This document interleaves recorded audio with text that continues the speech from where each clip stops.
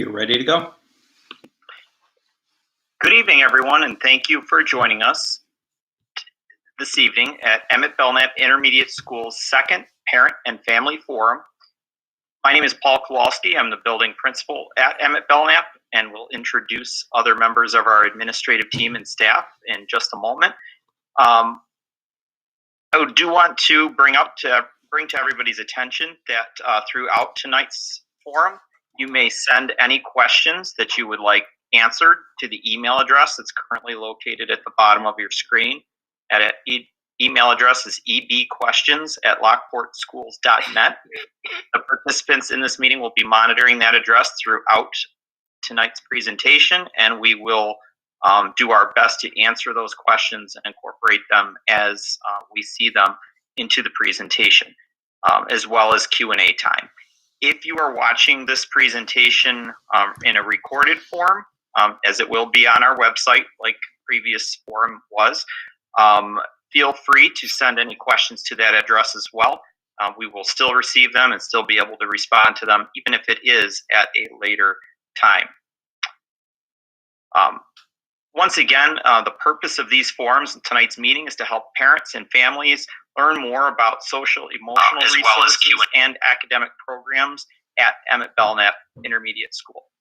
And I'm going to turn it over to each member of our staff at this time to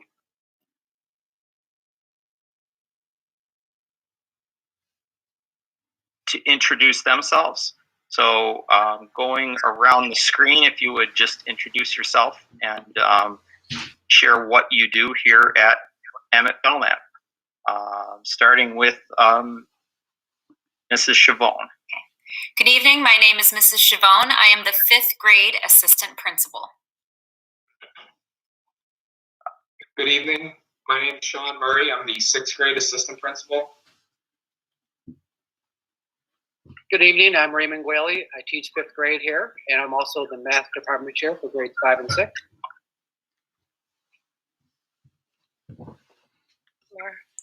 All right, sure. I'm Laura Find. I'm the behavioral health coordinator for grades K through 6.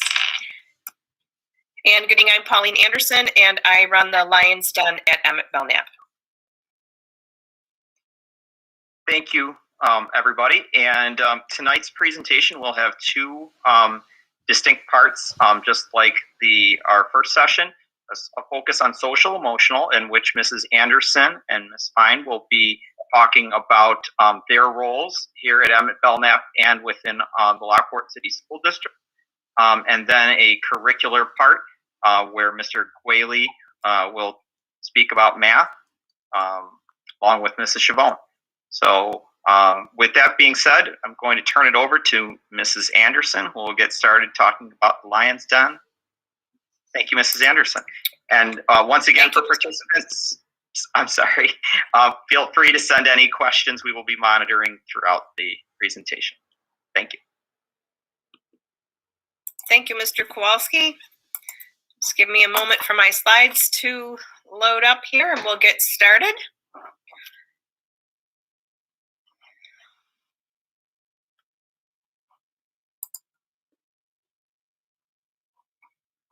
A little laggy here. There we go. Okay. So greetings from the Lions Den. Again, my name is Pauline Anderson. I am the proud Lions Den coach for Emmett Belknap Intermediate. Several years ago, the Lions Den was implemented in the K through 6 buildings within our district.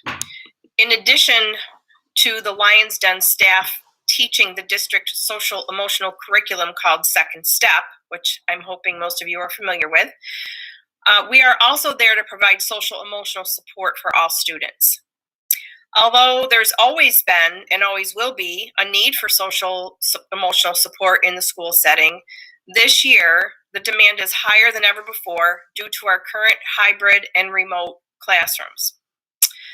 At Emmett, the Lions Den is a safe and calm and non-judgmental space for supporting students socially, academically, and emotionally.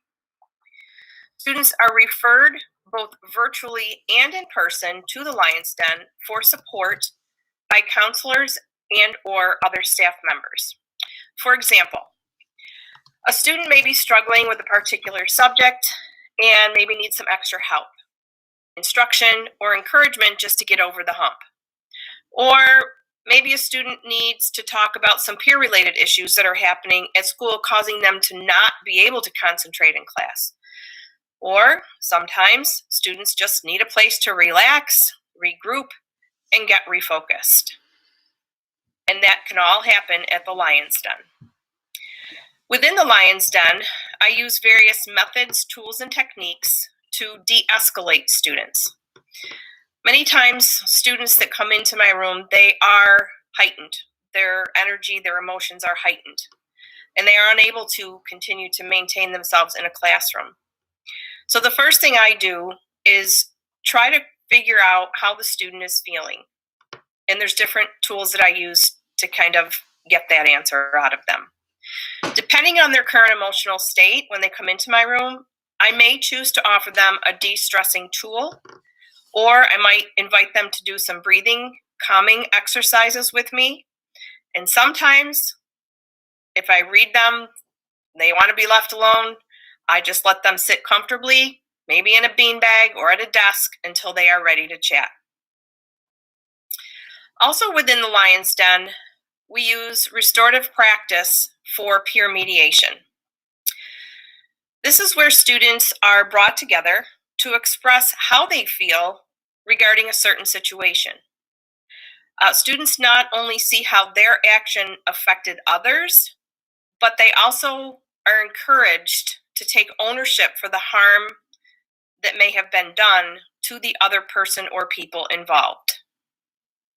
Restorative practice has become one of my passions. I am a firm believer that it works, and I am a very firm believer that relationship building is extremely important, if not perhaps the most important relationship to or the most important tool that a student needs to be successful, is to have that strong relationship with their peers, with their teachers, and so on in life in general.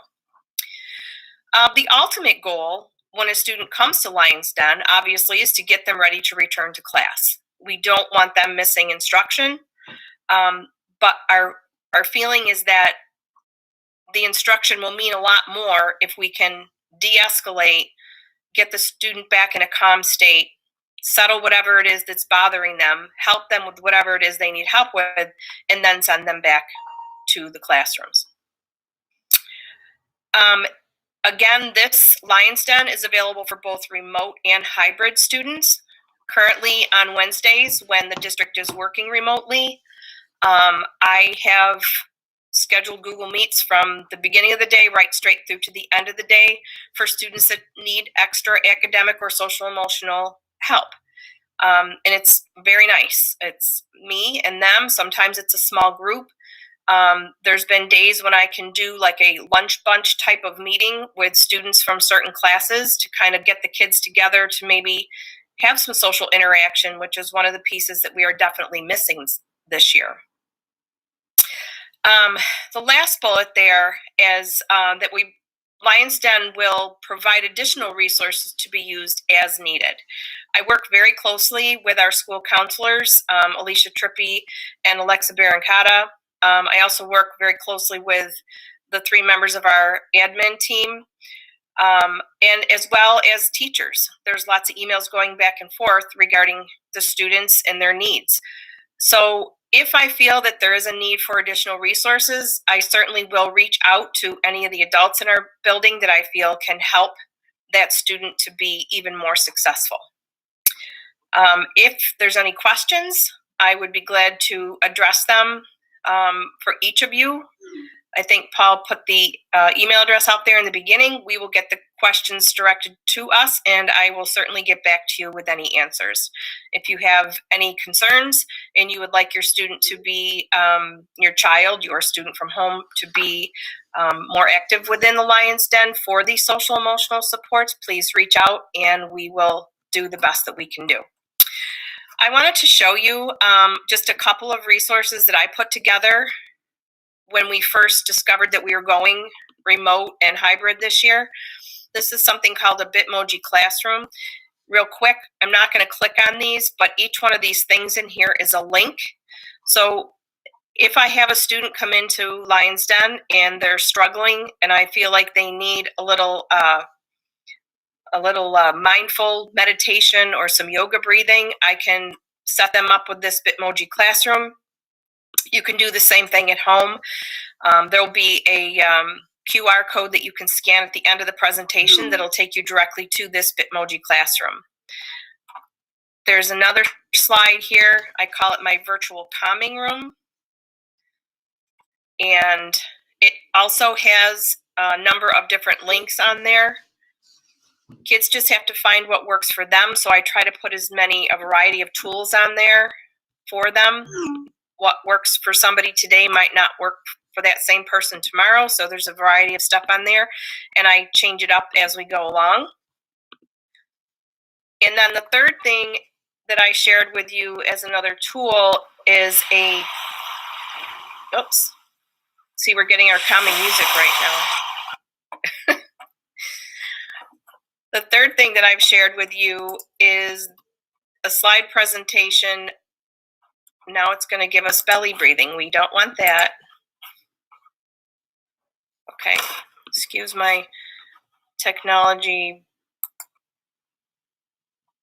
Hopefully it'll come on.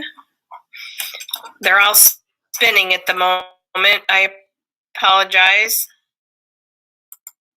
I'm trying to go to the next slide and it's not letting me. Well, the third slide that's in this presentation for extra resources that I've provided is a seminar on time management. I think that it's one of those things that kiddos might be struggling with at this point, being that they are expected to do so much on their own. So the slide presentation on time management might have some tidbits in there that could help your student maybe get that time management under control a little bit. And I apologize that I cannot get my screen to go there. With that being said, again, I'm very passionate about what I do with the Lion's Den. Each and every individual student that comes in here, I work with them like they were my own, and we have the ultimate goal of getting that student back to class and ultimately being successful in the classroom. Laura, I'm going to have you go ahead and take over from here, and I will stop presenting. Or do you want me to leave it up, Laura, and we'll go to your slides? I can pull it up. Thanks, Pauline. Okay.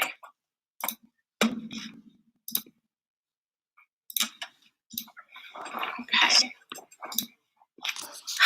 So, hi, I'm Laura Fine. I'm the Behavioral Health Coordinator for grades K through 6. I was actually hired in December through the Stop School Violence Grant, which our district was awarded from the federal government and the Bureau of Justice Administration. And we were given $1.2 million as a district with the goal of creating a safe and supportive school environment. So what that means, where you'll probably see me, is really supporting our staff through trauma-informed care and restorative practices implementation. Pauline spoke a little bit to that and the way that she uses it in her Lion's Den. And I'm going to be working really closely with all of our educators and staff to introduce more of those techniques in their classroom management, in our behavior interventions and things like that. So a lot of professional development for our staff. You'll also see me working really closely with you as families and caregivers in helping to identify any needs that you might have as a family and how the district can support you. So I'll be working really closely with our school counselors, social workers, just everyone in the district, even the administrators, to help when we find that a student or a family maybe needs a little extra support, whether that's, a behavior concern, social, emotional, academic, but also those needs that you have at home, things like food and housing and security, if there are any concerns like that. So rather than go into all the details of the grant that I was hired under, I wanted to provide you with some resources that you as a family can actually use now, starting off with some things in our community. And just as a reminder, these are things that you can contact on your own, but we highly encourage you to reach out to the support services staff at Emmett if you have any concerns, because we do work really closely with a lot of these facilities. And it's good to have that open communication so we know that, if you as a family have a need or your student has a need, you're getting that support and we can communicate back and forth. So Niagara County Mental Health Services is obviously a great place to go if you need counseling services, but they also have a remarkable crisis services hotline with the number there. Going through this list, I would highly suggest, if you're interested, taking a quick snapshot with your phone just so you have these numbers for later. Catholic Charities and New Directions also provide counseling services in the community. And New Directions specifically has a great link with Emmett because they provide us with a liaison at our school. So again, those are great resources for you and for your child. Pinnacle Community Services is another place I'd like to highlight because they provide parenting services, care management. So if you struggle with coordinating, doctor's appointments and things like that, they're great at managing that. But also a new program that they have called 3D, which is a youth service that links children ages 12 to 18 with peer mentors in the community. And then also this slide, which is a little less mental health, but great resources still. The BFNC of Niagara County really does an amazing job with youth services and counseling as well. But given that it's tax season, I wanted to highlight that they're also offering virtual tax prep for free if your family makes less than $55,000. So if you're eligible, you can reach out to them. And it's virtual, so it's completely safe and it is free. So that's a great service to have. Triple P is the Positive Parenting Program through EPIC, and they also have some great parenting classes and parenting resource, both for just general parenting and also given the current struggles of parenting with COVID. And then the YMCA and the YWCA, they have those child care programs available. And the YWCA I specifically wanted to highlight because they do have an after-school program here at Emmett, which I think is very, not a lot of people know about it, and it's a free resource for you and your family. This, again, is grant funded. So if you're interested in having your child stay after school just for some extra childcare, I'll show you in a minute how you can sign up for that. For you as parents and caregivers, I completely understand how overwhelming the past year has been, in addition to everything else we typically have to do as adults and as caregivers having to tackle this pandemic. So I wanted to give you a few apps that I would personally recommend if you're looking for some extra support yourself. Calm, Headspace, and Simple Habit are all apps that focus on things like meditation, deep breathing exercises, guided relaxations, but they are free to some extent, and then there is a subscription fee.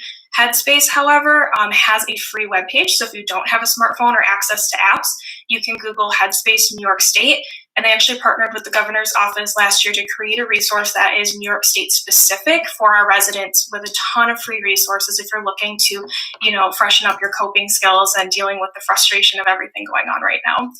And Dailyo is a personal favorite of mine. It's a mood tracking app, so it's kind of like a mood journal. And that's just really fun because you can kind of see how your days fluctuate based on all the activities you're doing.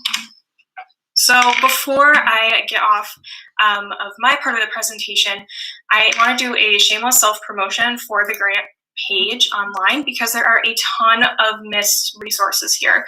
So if you go to the Lockport City School District page and click on the district tab, you'll find a link for our grants and district community programs page. And when you scroll down, there are a ton of community newsletters here that are available for you. Each one of these was put together by our director, Holly Dickinson, and they each include or highlight a different resource. So for this month, we talked about that Triple P parenting program, and there are a bunch of also downloadable resources. So if you don't have the time or energy to reach out and contact Triple P, you can download these for yourself. We have some links for suicide prevention and mental health resources. And then this month we highlighted Chelsea Del Giorno, who is often at Emmett. She's our homelessness liaison and some homelessness or housing security resources. Back on the page also, I will say that we have links to all of our grant funded programs. So mine is the Stop School Violence Grant. Farm to School is another amazing program we have in the district, and Lion Kind is that after school program that is available at Emmett.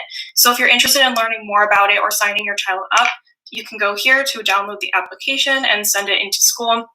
Again, it is free to you because it's through the 21st Century Learning Grant, and there is busing available as well. So I highly recommend checking it out because they provide like academic support and those social emotional activities for you and your student, or for your student rather, after school.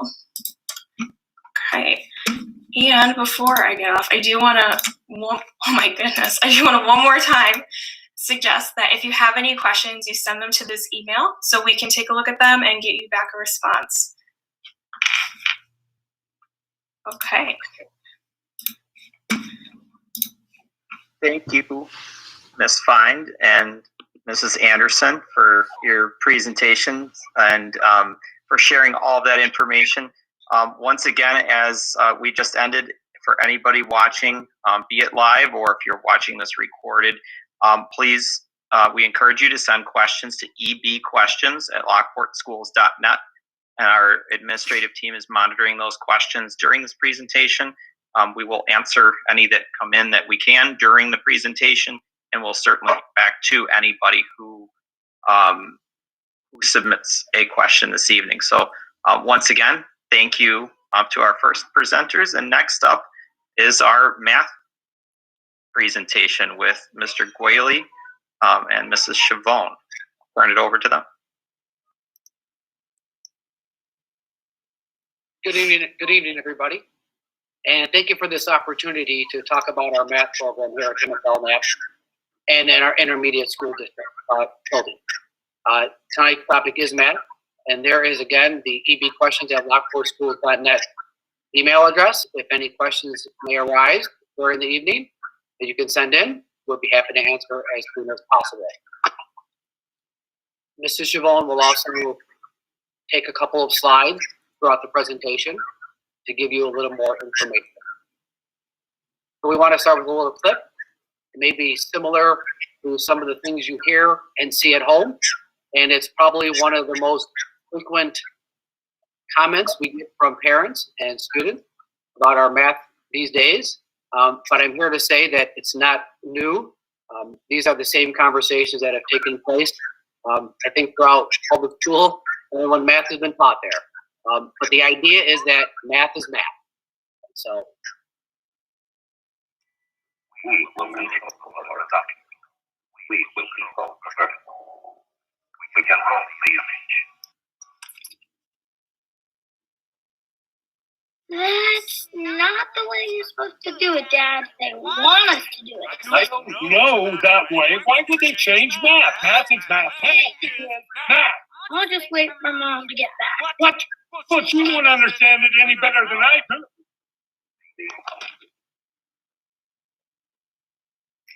Hi, I have a 30-year-old stepson, and it sounded that way in my household 15 years ago when and last when he was going through math. And certainly I have also kids in high school, boys in high school right now, and it sounded like that when they were little as well. So we've all been through 5th grade math and 6th grade math, and we've probably all had that same conversation with our children, and our parents probably had the same conversation with us.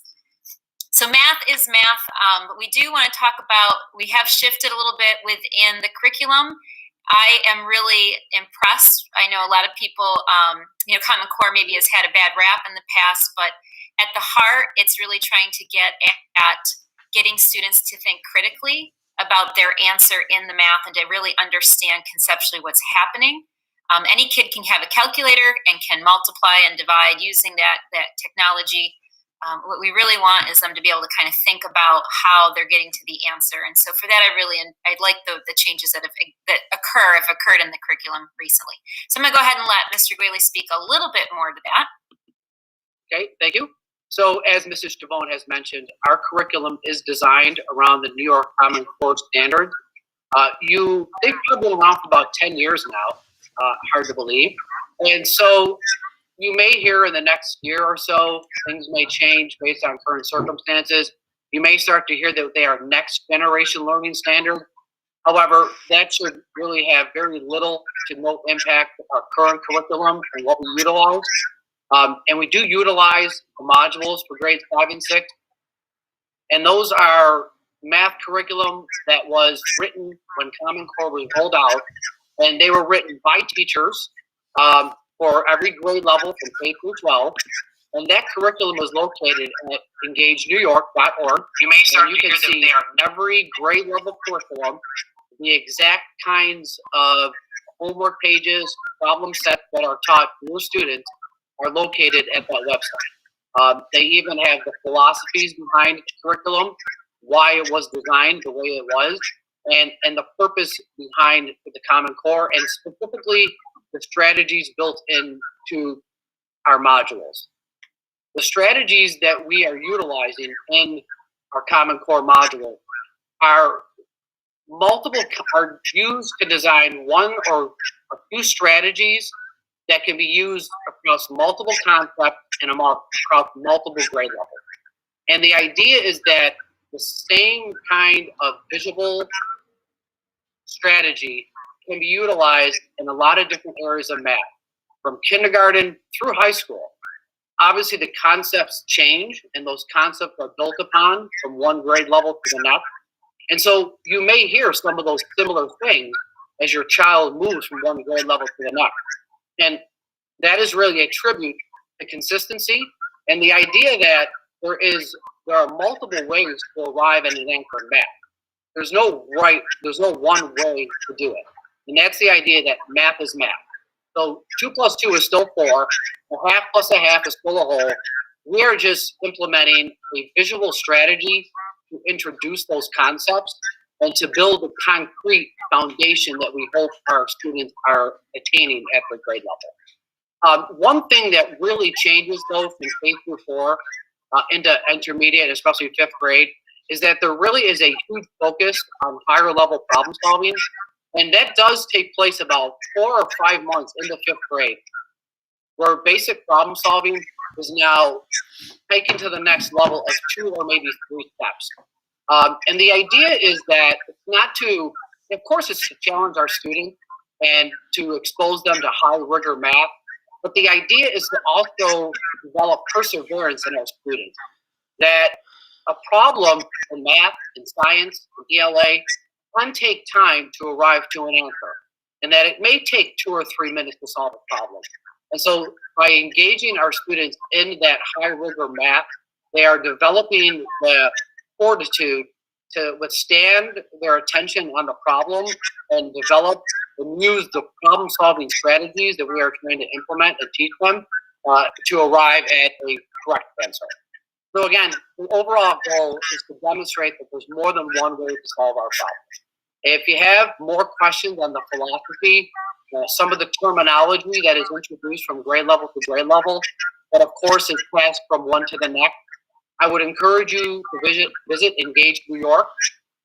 They will have a breakdown for all that information. There are even teacher editions, which can give you an idea of some of the concepts that your child's teacher is touching upon throughout the year. And it can also give you an idea about where they are throughout the year and in their curriculum. So you can always support your child at home as they practice their math and become really sound math students. So we do have a myriad of school resources besides our printed modules to assist learning in school and, of course, either remotely or independently for homework assignments. So I'm going to let Mrs. Chavone talk a little bit about that, and then we'll come back for one more slide about what you can do at home to assist your child in learning math. So before, I don't want to forget, all of the logins for most of these online programs are the same, and they are the first 5 letters of the student's first name, their last name, and then their graduation year, which is for 6th graders 27 and 5th graders 28. So we have several online resources and school resources that we recommend. First, we use New York State modules. They are printed and distributed for each student. The teachers, some choose to use paper copies for those students that are hybrid and in person. And then we also have digital versions, or sometimes we have both, depending on the teacher. Zern is an online source. Each student can use Zern to develop number sense and fluency. It helps to reinforce those math concepts and learning that's taking place in the classroom. IXL is used by many of our teachers. It's also an online resource for each student to practice grade level fluency and concepts as assigned. It can also be done individually by the student. Extra Math will go over your basic math, facts, practice. And then lastly, our spirals. After each quarter, the teachers administer a math benchmark assessment. Based on how the students do in that assessment, we go back and we create what are called spirals. Those spirals have questions that are specific to or similar to questions that were most missed on the benchmarks. And teachers use those as a daily quick practice to reinforce and quote unquote spiral back to the concepts that have already been previously taught, just to keep the kids, kind of bringing those ideas back and helping them kind of reteach and relearn to help the students as we move forward.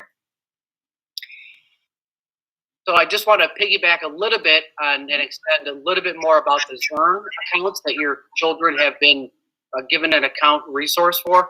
That is directly in line with the modules, and lessons are exactly like the modules that are being taught by the classroom teacher.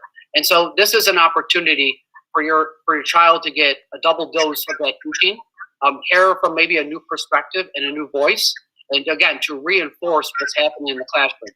So those assignments or that independent practice that your teacher is giving your child at home is really an important way to practice the math again and develop concrete understanding of the math concept. And again, it's about practice makes perfect. And math can be very difficult.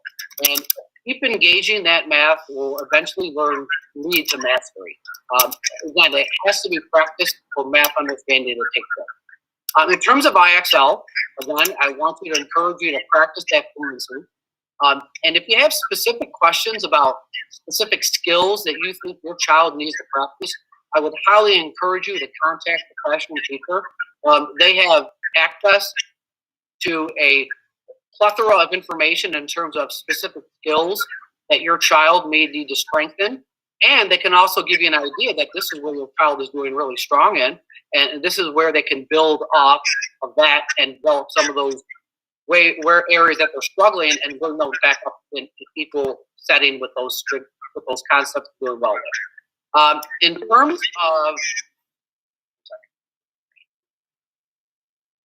terms of the basic math skills, I don't want to discount the importance of that.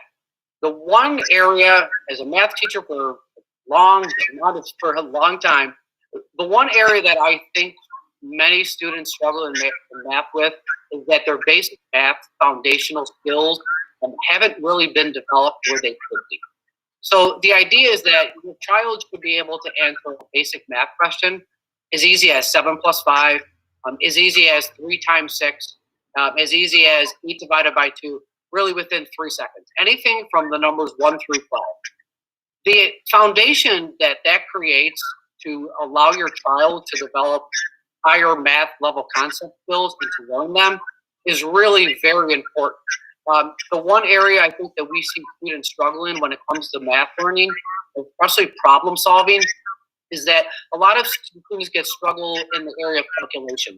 And when that happens, a lot of their focus and energy is then dedicated to calculating numbers, where at the level of grades 5 and 6, we really want our math students to be using problem solving and thinking about the next step instead of thinking about some calculations, which should be happening relatively quickly. So it's never too late. There are, again, ways that you can always reinforce and make that happen. As a parent myself, I encourage and recommended my own children to master those math facts. And I will be honest with you, it took 10 minutes a day for a couple of months, and they were at the point where they wanted to challenge themselves to become better at math. And I'm not to brag about my children, but knock on wood, they're doing very well in math. And I will say, based on what I've seen, it's their success with the foundational skills that have allowed them to succeed at a higher level in math. And all students can learn math, because math is concrete. Like we said earlier, math is math. Math doesn't change.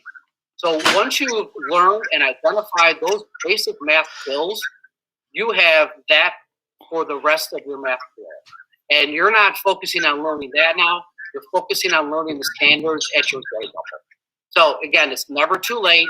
And if you feel that your child is not where he or she needs to be, I would encourage to download a free app at the Google Store.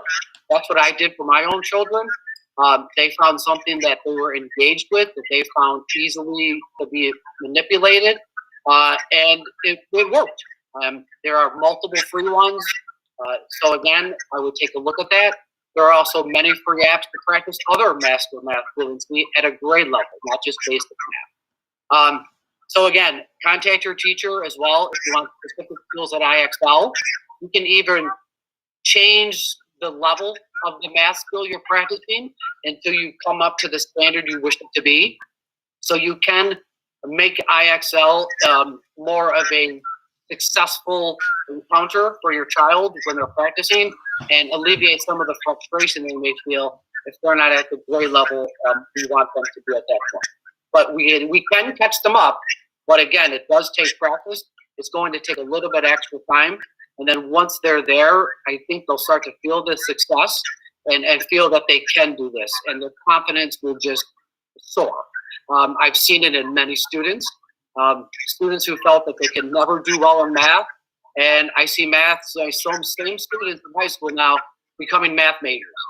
So it can happen, and I think once they understand it easily, obviously they're going to embrace it.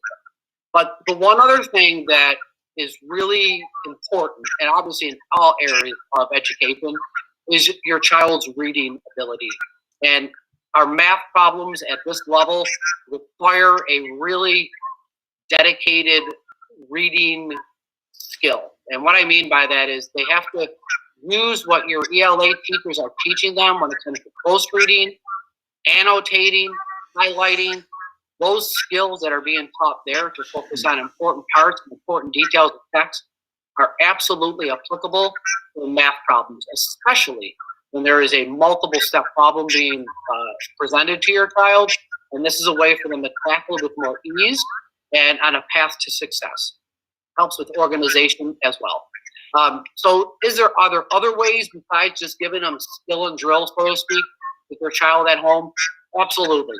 And one of the key concepts or philosophies behind Common Core is that the math is really about real life and real life situations and real life applications.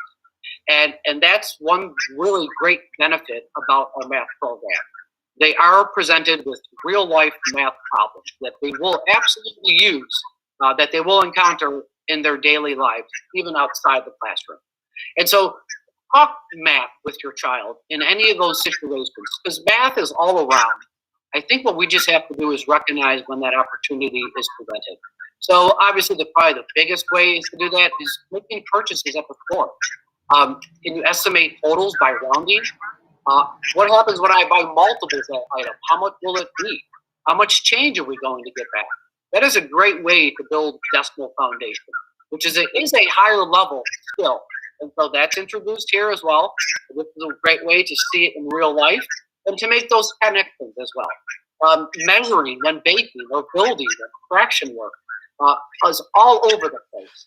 And a way to discuss that with your child, I think, can lead to other conversations and maybe even other stories of success that your child may share with you when they come home every day and want to say, hey, we just did this in school too, and now I can show you this outside of school, and hey, this is what we did. And before you know it, your child will be asking you math questions at home and say, hey, do you know the answer to this question, Mom and Dad? And so that's where we want our students to be. Again, we believe all students can learn, and all students can learn math.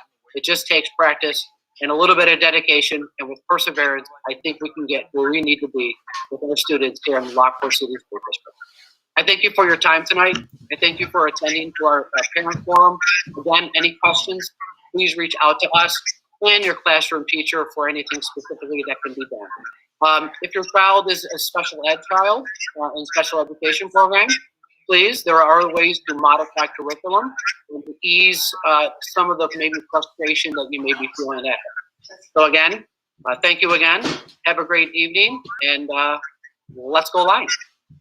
And Ray, I did put into the chat, because I believe I misspoke a little bit there. It's the first name, the first 5 of the last name, and then the grad year.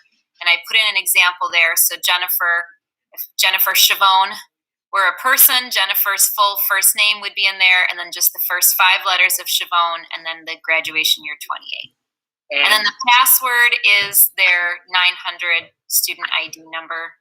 Most of the time. Or some Most of the time. try to be consistent, but again, we have to change it up based on the online account as well. But these access codes, usernames, passwords, these are Google accounts. Those are accounts that your child will use throughout the city school district and the lock in schools. So mastering them sooner rather than later will make that transition from one grade level to the next a little bit easier and smoother for you. Well, thank you again for your time. Thank you, Mr. Whaley and Mrs. Chavon, for your presentation. This concludes the planned presentations for this evening. At this time, we do not have any new questions that have been submitted, but once again, please send any questions to ebquestions@lockportschools.net. Whether you are watching live or whether you do watch this in a recorded form, I do want to ask everybody to take a moment, whether you have a question or not, to provide some feedback on this presentation from this evening, as well as the series of parent and family forums. To do that, I'm just going to present my screen again for a moment to show you how to do that, rather. If you bear with me just one moment. What's the fastest way to raise your credit score? Is it A, pay your bills on time?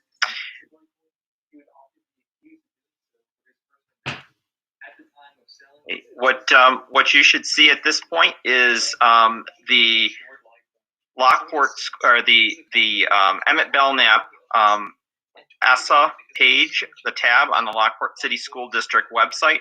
In fact, I will go back just so that you can see from the Emmett Belknap Intermediate School page.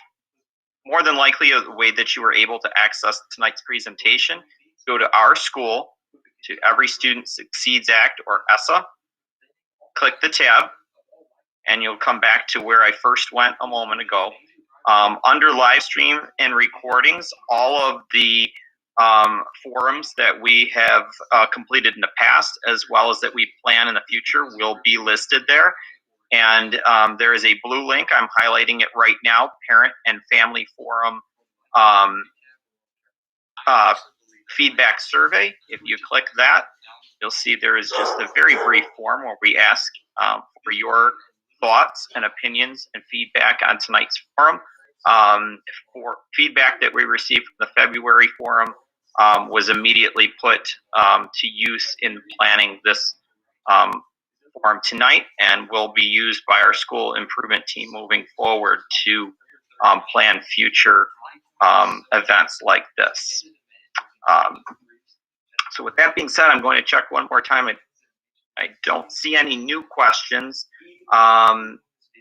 Mrs. Anderson, you had something that you wanted to put up just as kind of a parting resource for our guests tonight. If you're ready to do that, please go right ahead. So I'm going to put up the slide with the QR codes on it that would link you to the 3 extra resources that I spoke about. Hold on one second.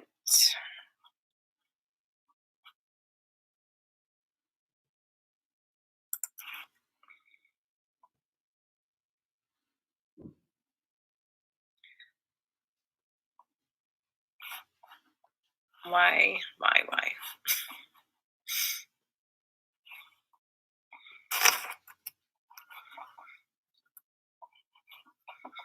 Now breathe, Mrs. Anderson, calm. I know, I need that music playing right here. Mrs. Anderson, I can help put that up if that would be great, because I don't know why it won't let me off the slide. See, this is a case in point of what happens to our kiddos, right? Here, there it goes. Or did you do that? That's all you. That's all me. Okay, it's working now. It just took a little bit. So these are the 3 QR codes for the Bitmoji Classroom, the virtual calming room, and the time management slide presentation. You just have to scan the code and it will take you directly to the link. Okay, so Thank you, everybody- Mr. Anderson. Okay, thanks, Paul, for letting me do that. No problem. So with that being said, we'll leave this up here, and if I could ask our participants tonight just to say goodbye to everybody. We'll go around the screen one more time. Thank you once again for joining us. Our administrative team will be looking at the questions that come in to ebquestions@lockportschools.net. So whether you think of something later or you are watching this on delay from our website at a later time, we encourage you to submit questions and submit that feedback survey.